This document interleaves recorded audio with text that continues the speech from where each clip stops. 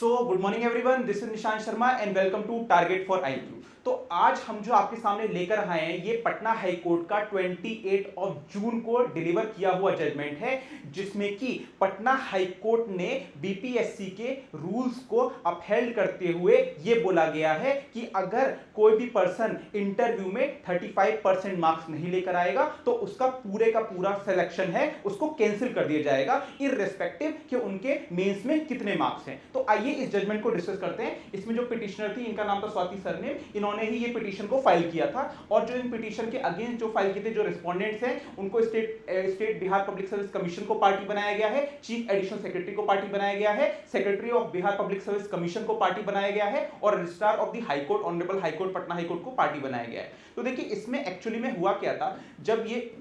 जो पिटिशनर थी उन्होंने आपका प्रीलिम्स क्लियर किया, मेंस क्लियर किया और उनके अराउंड प्रीलिम्स और मेंस क्लियर करने के बाद 461 मार्क्स आए थे उनकी पर्टिकुलर कैटेगरी में। Just a second, she scored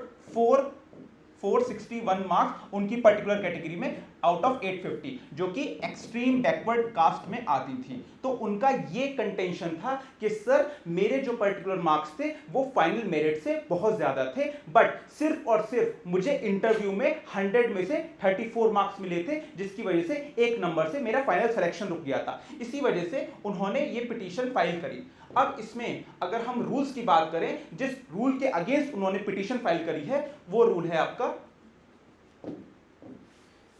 अगर उस रूल की बात करें हम लोग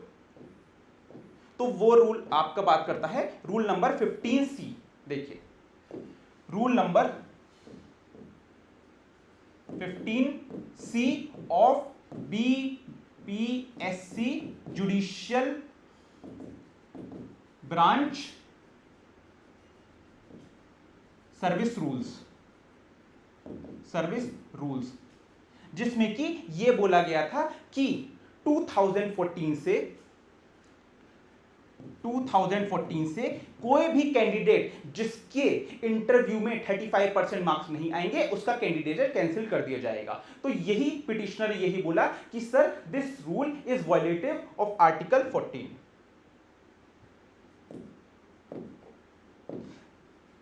this rule is violative of article 14, क्योंकि ये रूल जो आया है वो आपका 3 दिसंबर 2014 को आया है, जिसमें कि 35% मार्क्स को मैंडेटरी कर दिया गया है।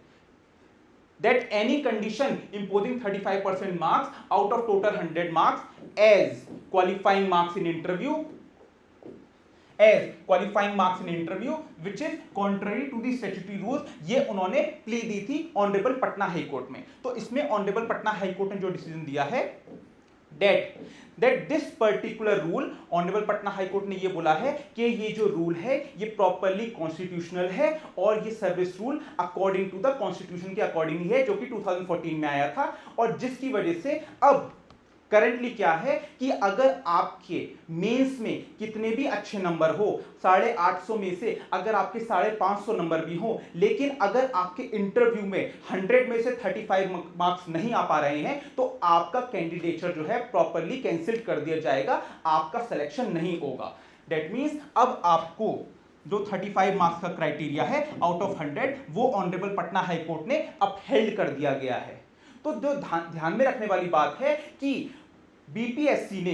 जो पर्टिकुलर इंटरव्यू के मार्क्स हैं वो भी बहुत ज्यादा इंपॉर्टेंट हैं, और